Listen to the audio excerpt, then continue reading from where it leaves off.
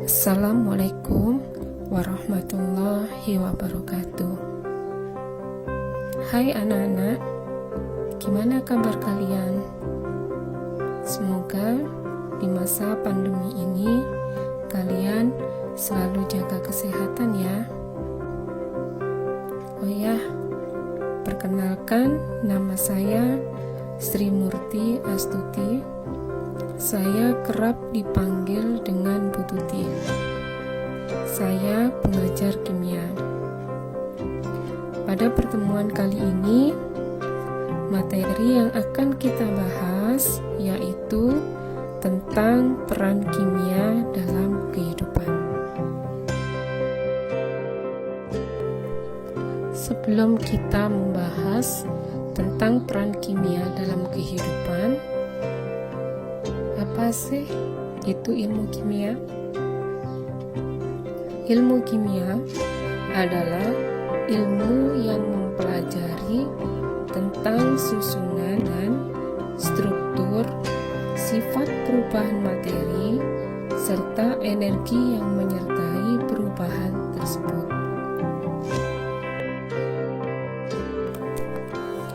Ilmu kimia mempunyai peranan yang sangat penting dalam kehidupan manusia. Berikut beberapa peranan ilmu kimia dalam kehidupan, yaitu yang pertama di bidang kedokteran. Peranannya dalam bidang kedokteran yaitu penggunaan obat-obatan yang terbuat dari zat kimia dalam membantu penyembuhan pasien dari suatu penyakit. Yang kedua, di bidang farmasi. Peranannya dalam bidang farmasi yaitu yang pertama, untuk menentukan struktur obat. Yang kedua, untuk mengetes kemampuan obat dalam menghambat kerja suatu enzim. Yang ketiga, dalam bidang pertanian. Peranannya di bidang pertanian, kimia digunakan untuk pembuatan pupuk maupun pestisida. Yang keempat, di bidang otomotif. Peranannya dalam bidang otomotif yaitu untuk mempelajari sifat dan komposisi logam yang baik dalam pembuatan mesin, mempelajari sifat, komposisi bahan bakar, dan minyak pelumas mesin. Dan yang kelima, dalam bidang industri. Peranannya di bidang industri, yang pertama, yaitu untuk membuat bahan-bahan seperti semen, kayu, paralon, cat, paku, dan lain sebagainya.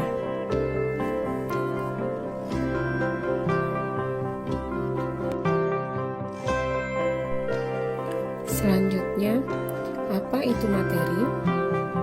Materi adalah segala sesuatu yang mempunyai massa dan menempati ruang.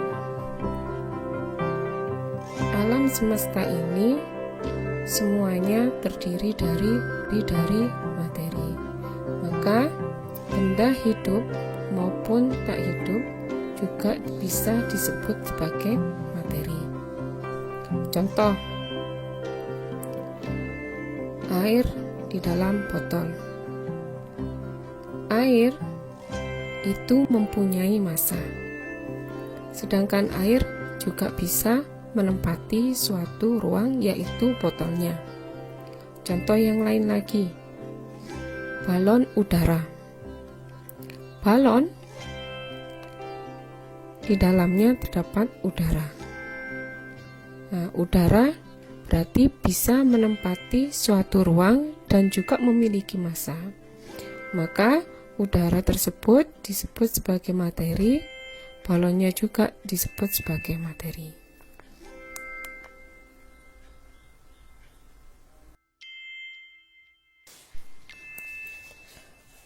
yang jelas kalian sudah tahu wujud materi itu dibagi menjadi 3. Yang pertama, wujudnya padat. Yang kedua, gas. Yang ketiga, cair. Contoh wujudnya padat seperti besi, kayu, tembaga, dan lain sebagainya. Kalau wujudnya gas, berarti contohnya oksigen, karbon dioksida, kemudian gas nitrogen. Jika wujudnya cair, contohnya air.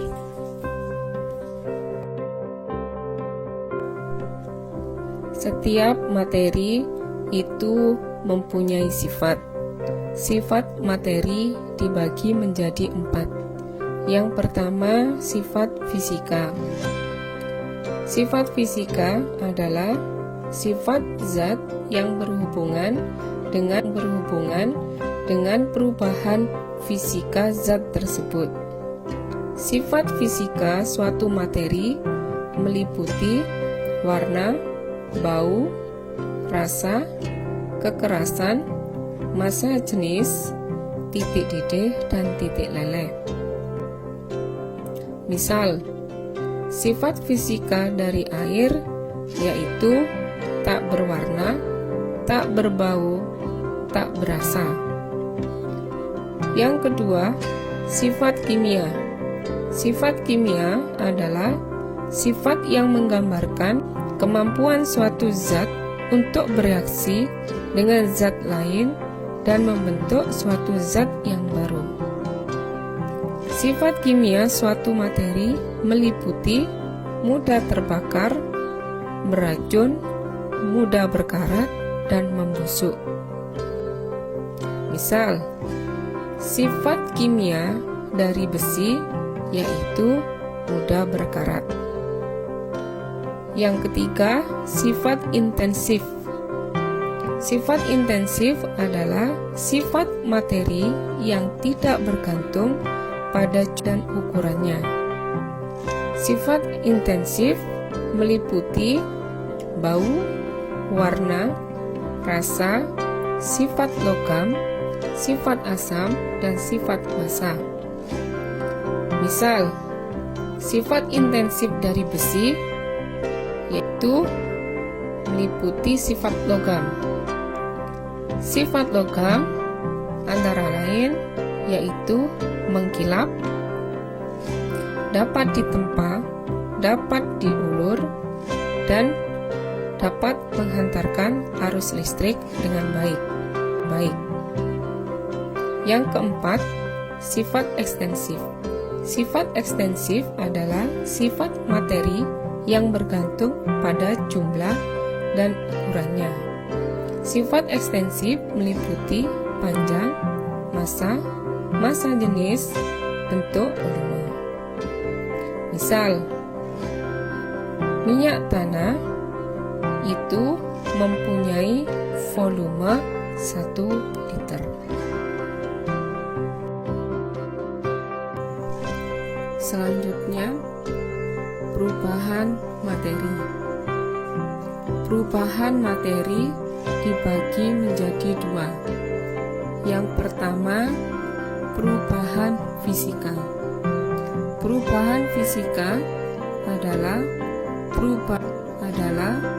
perubahan materi yang tidak menghasilkan zat baru. Perubahan ini tidak disertai dengan adanya reaksi kimia.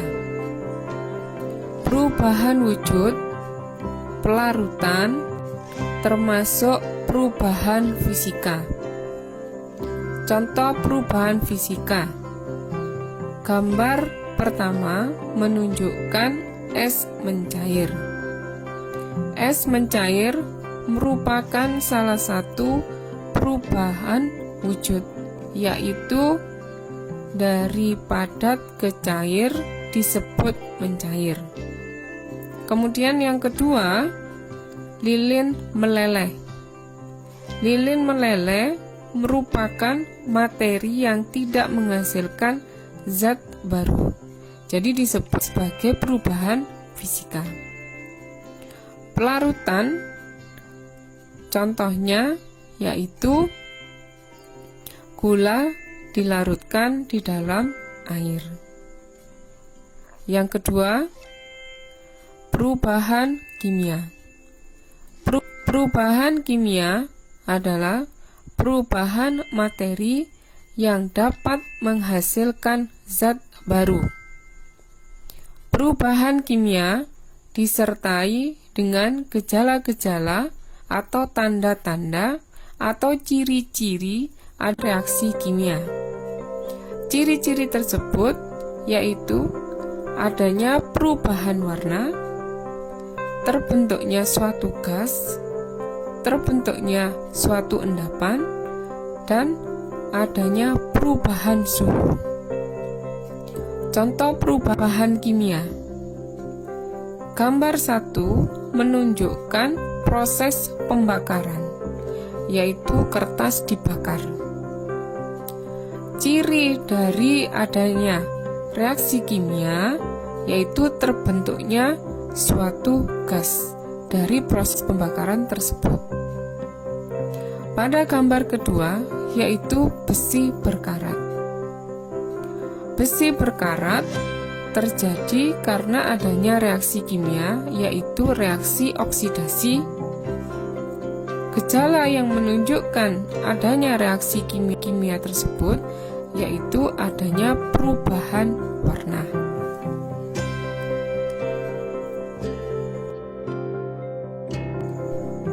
Saya akhiri pertemuan kali ini.